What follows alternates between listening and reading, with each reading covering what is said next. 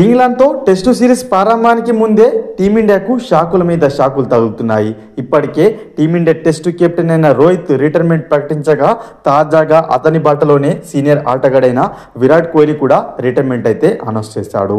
ఇది ఇలా ఉండగా ఇంగ్లాండ్తో సిరీస్కు భారత స్టార్ బౌలర్ అయిన మొహమ్మద్ షమి దూరమయ్యే సూచనలు కనిపిస్తున్నాయి. షమి వైట్ బాల్ క్రికెట్లో ఆడుతున్నప్పటికీ సుదీర్ఘ ఫార్మాట్లో ఆడేంత ఫిట్నెస్ ఇంకా సాధించలేదని పలు రిపోర్ట్లు అయితే పేర్కొంటున్నాయి. వన్డే ప్రపంచ కప్ 2020 తర్వాత గాయం కారణంగా ఏడాది పాటు షమి అయితే ఆటకు దూరంగా ఉన్నాడు. ఇంగ్లాండ్తో T20 సిరీస్తో రీఎంట్రీ చేయగా అనంతరం ఛాంపియన్స్ ట్రోఫీలో పర్వాలేదనిపించాడు. వికెట్లు పడుకున్నప్పటికీ అంత రిధంలో మాత్రం షమి కనిపించలేదు. అదేవిధంగా IPL 2025లో సన్ రైజ్ తరపున ఆడుతున్న అతను అక్కడ పూర్తిగా తేలిపోతున్నాడు. నెట్ ప్రాక్టీస్ సెషన్లో కూడా షమి బాగా అలసిపోతున్నాడని, తన రన్అప్లను పూర్తి చేయడానికి ఇబ్బంది పడుతున్నట్లు టైమ్స్ ఆఫ్ ఇండియా పేర్కొంది.